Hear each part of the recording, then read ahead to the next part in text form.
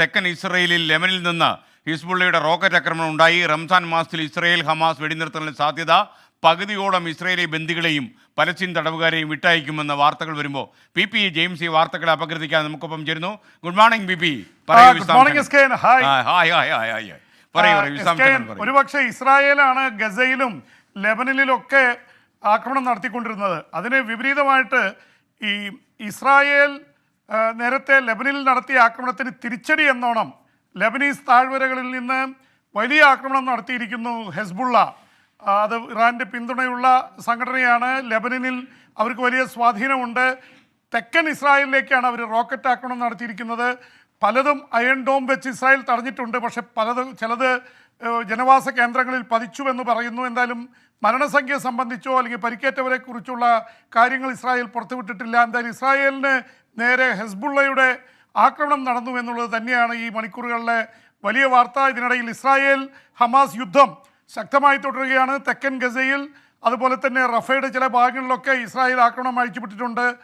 നിരവധി പേർ മരണമടഞ്ഞിട്ടുണ്ട്. മരണസംഖ്യ 30,000-ഓട് അടുക്കുന്നു എന്ന സങ്കടകരമായ വാർത്ത കൂടി വരുന്നുണ്ട്. SKN എന്തായാലും ഇതിനിടയിൽ ചില ആശ്വാസ കാര്യങ്ങൾ എന്ന് പറയുന്നത് ഈ വെടിനിർത്തലിനുള്ള സാധ്യത തെളിഞ്ഞു. ഇന്നലെ മുതലേ അമേരിക്കൻ പ്രസിഡന്റ് ജോ ബൈഡൻ പറയുന്നുണ്ട് അടുത്ത ആഴ്ച വെടിനിർത്തലുണ്ട്, ധാരണ ഏതാണ്ട് എത്തിയിട്ടുണ്ടെന്ന്. പക്ഷേ ഇസ്രായേലോ ഹമാസോ അതിന് മധ്യസ്ഥ വഹിക്കുന്ന ഖത്തറും ഈജിപ്തും ഒന്നും പറഞ്ഞിട്ടില്ല, മൗനം പാലിക്കുകയാണ്. ഒരുപക്ഷെ അത് പറഞ്ഞിട്ട് ഇതിന് ധാരണയ്ക്കുള്ള സാധ്യത കളയണ്ട എന്ന് വിചാരിച്ചു കാണും. പക്ഷേ ജോ ബൈഡനെ സംബന്ധിച്ചിടത്തോളം ഒരു നിലനിൽപ്പിൻ്റെ പ്രശ്നമാണ്.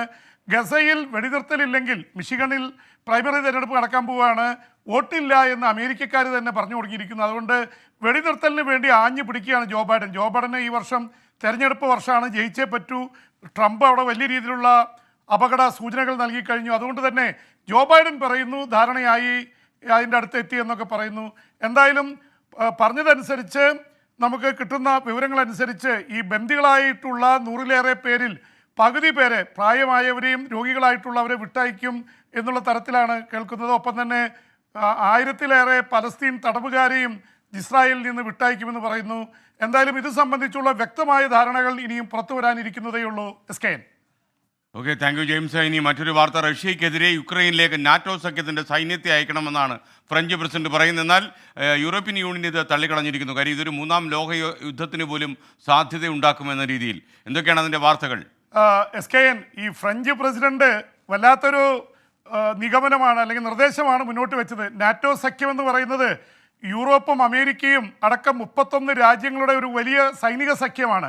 അവർ യുദ്ധത്തിനിറങ്ങുക അല്ലെങ്കിൽ അവരുടെ സൈന്യത്തെ ഉക്രൈനിലേക്ക് അയക്കുക എന്ന് പറഞ്ഞാൽ റഷ്യ അടങ്ങുന്ന ചേരിയും പാശ്ചാത്യ രാജ്യങ്ങളിൽ തമ്മിൽ തുറന്ന യുദ്ധത്തിലേക്ക് പോവുക എന്നുള്ളതാണ്. അതിൻ്റെ അർത്ഥം 3-ാം ലോക മഹായുദ്ധത്തിന് കളമൊരുക്കുക എന്ന് തന്നെയാണ്. ഫ്രഞ്ച് പ്രസിഡന്റ് ഇമ്മാനുവൽ മാക്രോൺ സാധാരണ വിഡിത്തം പറയുന്ന ആളല്ല, പക്ഷെ അദ്ദേഹം പറയുന്നത് ഉക്രൈൻ തോറ്റുകൊണ്ടിരിക്കുന്നു, അപ്പോൾ ഉക്രൈനെ വിജയിപ്പിക്കാൻ പാശ്ചാത്യ ശക്തികളുടെ സൈന്യത്തെ ഉക്രൈനിലേക്ക് അയക്കണം എന്ന് തന്നെയാണ്. പക്ഷേ അമേരിക്ക, ബ്രിട്ടൻ, ജർമ്മനി അടക്കമുള്ള പ്രധാനപ്പെട്ട രാജ്യങ്ങളെല്ലാം അതിനെ തള്ളിപ്പറഞ്ഞുകൊണ്ട് രംഗത്ത് വന്നു. യൂറോപ്യൻ യൂണിയനും അതിനെ അനുകൂലിക്കുന്നില്ല. അങ്ങനെ സൈന്യത്തെ അയക്കാൻ സാധിക്കില്ല എന്ന നിലപാടിലാണ് അവർ.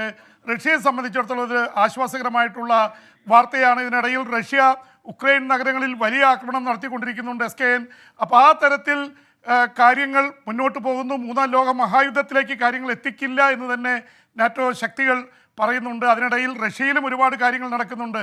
യുക്രൈനിൽ യുദ്ധം നടത്തുക മാത്രമല്ല ആഭ്യന്തര രംഗത്തും റഷ്യൻ പ്രസിഡന്റ് വ്ളാഡിമിർ പുടിൻ വലിയ തരത്തിൽ കടുംപിടുത്തം പിടിച്ചുകൊണ്ടിരിക്കുകയാണ്. പ്രത്യേകിച്ച് അലക്സി നവൽനി, പ്രതിപക്ഷ നേതാവ്, പുടിൻ്റെ ഏറ്റവും വലിയ നിരൂപകൻ, അവിടെ ദശലക്ഷക്കണക്കിന് ആരാധകരുള്ള അലക്സി നവൽനി ജയിലിൽ മരിച്ചിട്ട് ഒരാഴ്ച കഴിഞ്ഞിട്ടും അദ്ദേഹത്തെ വിട്ടുകൊടുത്ത് തന്നെ 8 ദിവസം കഴിഞ്ഞിട്ടാണ് അദ്ദേഹത്തിൻ്റെ ഭൗതിക ശരീരം. പിന്നീട് ഇത് സംസ്കരിക്കുക അദ്ദേഹത്തിൻ്റെ മാതാവും അനുയായികളും തേടിയിട്ട് ഒരു സ്ഥലത്തും അത് ക്രിമറ്റോറിയം വിട്ടുകൊടുക്കുന്നില്ല. കാരണം അത്ര വലിയ ഭീഷണിയാണ് റഷ്യൻ ഭരണകൂടത്തിൽ നിന്ന് വന്നിരിക്കുന്നത്. ഒരു തരത്തിലും വിട്ടുകൊടുത്താൽ നിങ്ങൾക്ക് ശിക്ഷയുണ്ടാവുമെന്നുള്ള തരത്തിലാണ്. അതിനിടയിൽ റഷ്യൻ പ്രതിപക്ഷ നേതാവ് അലക്സി നവൽനിയുടെ അഭിഭാഷകനെ അറസ്റ്റ് ചെയ്തതായി വാർത്ത വരുന്നു.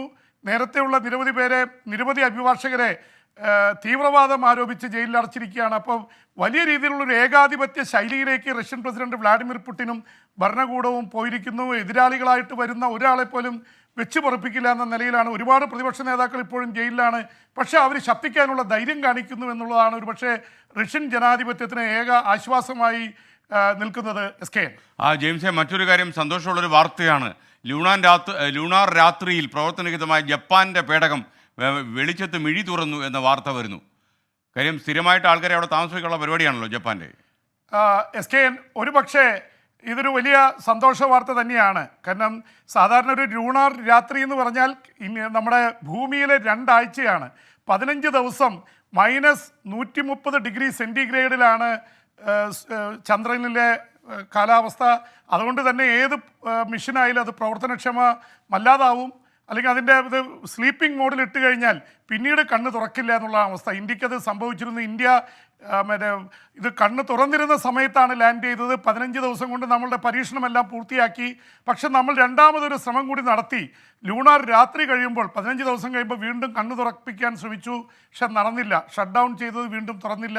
പക്ഷേ ജപ്പാന് അവിടെ ലാൻഡ് ചെയ്തപ്പോൾ കുറേ പ്രശ്നങ്ങളുണ്ടായി. പക്ഷേ അവർ ലൂണാർ രാത്രിയിൽ ഷട്ട് ഡൗൺ ചെയ്ത മിഷൻസ് മുഴുവൻ തുറക്കാൻ സാധിച്ചിരിക്കുന്നു. സ്ലിം എന്ന ജാക്സയുടെ ജപ്പാൻ ഏജൻസിയുടെ പേടകം കണ്ണു തുറന്നിരിക്കുന്നു. മൂൺ ലാൻഡർ അത് വലിയ പ്രതീക്ഷ നൽകുന്നതാണ്. റോബോട്ടിക്കായിട്ടും അല്ലാതെയും ഒക്കെ അവിടെ ഒരു പെർമനൻ്റ് ആയിട്ടുള്ള സ്റ്റേഷൻ സ്ഥാപിക്കാൻ കഴിയും എന്നതിൻ്റെ സൂചനകൾ തന്നെയാണ് കാണുന്നത്. പ്രത്യേകിച്ച് ഇന്ത്യയൊക്കെ വലിയ രീതിയിൽ ചാന്ദ്ര ദൗത്യത്തിനും ചൊവ്വയിലേക്കും അതുപോലെ ബഹിരാകാശത്തേക്കൊക്കെ ഇത് ചെയ്യാണ്. ഗഗൻയാൻ നമ്മുടെ വരികയാണ്.